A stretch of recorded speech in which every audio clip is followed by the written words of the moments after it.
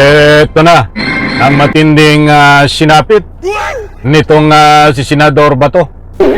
Isusuko, ibibigay sa ICC upang ikulong diyan ho sa dahig Netherlands. Alright, welcome back to my YouTube channel. I'm Andy's Vlog. Mga kaibigan, heto pa ang mas matindi. Hawak na! Hawak na ang arrest warrant ni Senador Bato. Sino ang may hawak? Mga kaibigan, yan lahat to. Ibibigay ko sa inyo ang complete details. Pakilike lang ho ang video na ito. Kung nagustuhan nyo, please like and subscribe my YouTube channel. Nako! Ay ilang araw ho itong mainit na usapin na ito. At ang unang nang nagkumpirma nitong arrest warrant ay ang ombudsman na si Remulla. But ito ang latest update, mga kaibigan. Dalawang bagay ang kinumpirma ang ating tatalakayin ngayon. Una, itong isusuko si Senador Bato, ibibigay si Senador Bato sa ICC upang ikulong diyan ho sa kulungan sa dahig Netherlands. Pangalawa, wag ho kayong aalis, wag kayong bibitiw. Dahil importanteng mahalaga nyo itong latest update sa warrant of arrest na magbibigay daan para legal na arestuhin si Senador Bato. Hawak na ang warrant of arrest. Nasa kanya na, mga kaibigan. Iyan po lahat ang ating tatalakayin. Kapit, huwag kayong aalis. Eto na, sa wakas, ang inihintay ng tambayan. Ay ano na ito, lahat tayo mayroong hangganan. Mga kaibigan, shoutout po sa lahat. Ito ho, ibabahagi ko po sa inyo. Talagang matindi ho ito. Pakinggan nyo. Huwag nyong kaligtaan kapag mayroon kayong pagkakataon na panoorin, dahil importanteng napakahalaga. Dahil alam ko, naabangan nyo ho ito. Ito, mga kaibigan. Bato de la Rosa sa no-show kanina si Senador Bato de la Rosa sa pagbabalik ng sesyon ng Senado. Kasunod yan ang balibalitang pinaaresto siya ng International Criminal Court or ICC. Sa kanilang meron ng arrest warrant ang ICC, ang sabi po ng DOJ, pwede nang isuko si Senador Bato sa ICC. Nasa frontline ng balitang yan si Camille Samonte. Nako, iyan na ho. Maliwanag. Mga kaibigan, hindi ho tayo nagpapakalat ng anumang fake news. Ito po ay kalalabas lang na mainit na balita na pwede nang isuko sa ICC, pwede nang ibigay sa ICC, pwede nang hulihin at dalhin diyan sa dahig Netherlands itong si Senador Bato. Sa bandang gitna, mga kaibigan, ay ibabahay ko rin po sa inyo na hawak na ho ang arrest warrant laban ho kay Bato. Nasa kanya mismo na mga kamay. Sino ang may hawak? Ibabahagi ko po yan, mga kaibigan. Ito. Kung maglabas ng arrest warrant ng International Criminal Court laban kay Senator Ronald Bato de la Rosa, ipatutupad daw ito ng Pilipinas ayon sa Department of Justice. May dalawang option, extradition o surrender sa ICC.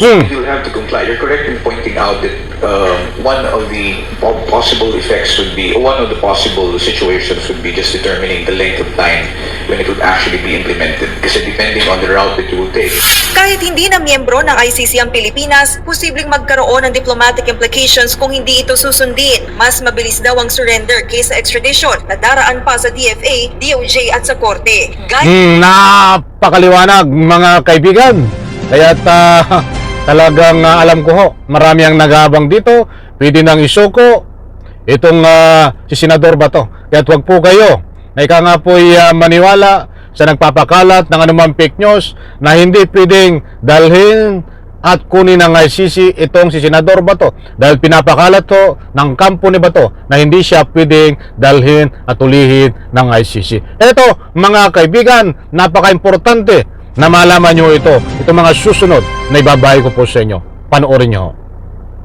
ni dating Pangulong Rodrigo Duterte na inaresto sa isinuko sa ICC. Hihintayin pa rin ng DOJ ang desisyon ng Supreme Court sa petisyon kaugnay ng pagsuko kay Duterte. Naghain din noon ng petition for certiorari si De La Rosa para questionin ang kooperasyon ng gobyerno sa Interpol at ICC. Sa ngayon, wala pa rin natatanggap na warrant ang DOJ.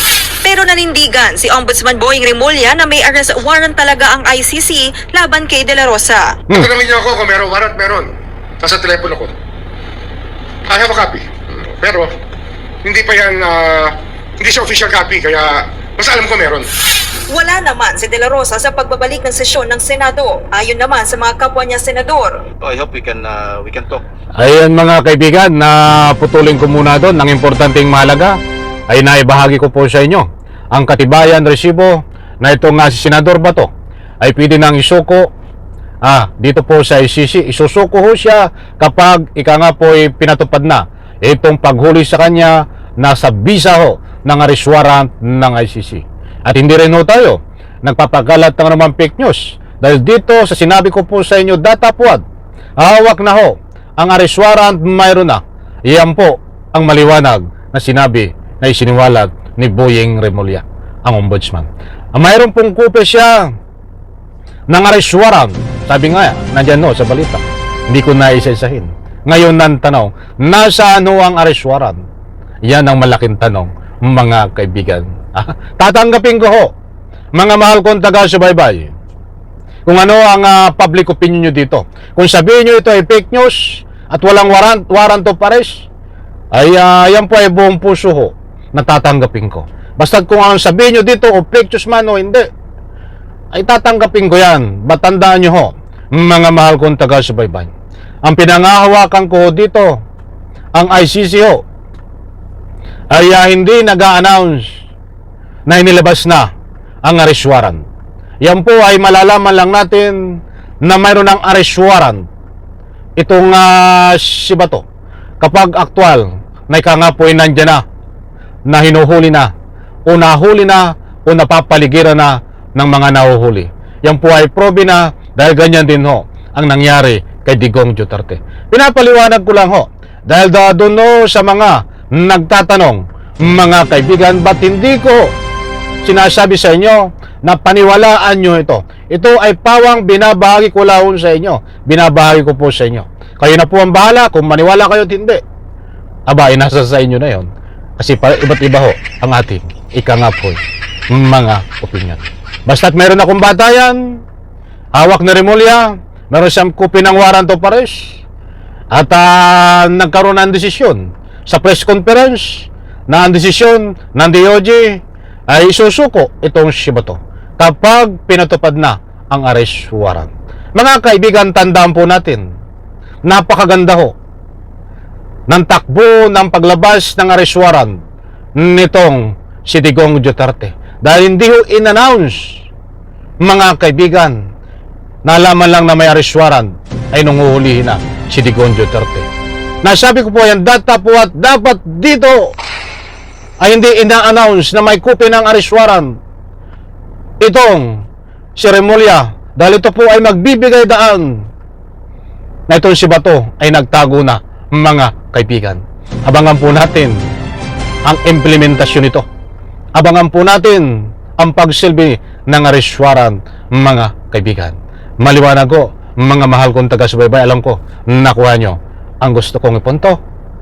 Abang-abang po tayo dahil sa loob po ng ilang oras, pagkalipas ng ilang araw, napakarami pong magaganap na pagbabago tungkol dito sa arrest warrant ni Senador Bato de la Rosa.